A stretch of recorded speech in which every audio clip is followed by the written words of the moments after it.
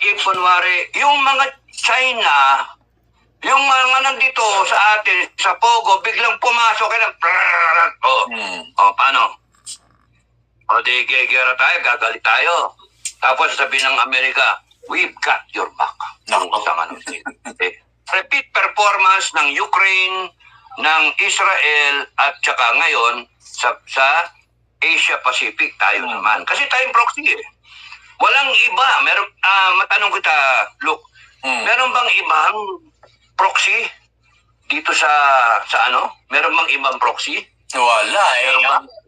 Walang yung magiging proxy kasi ang alam kong medyo nagkakaroon sila ng problema sa China at saka ng Taiwan. Pero hindi kasama ang Pilipinas.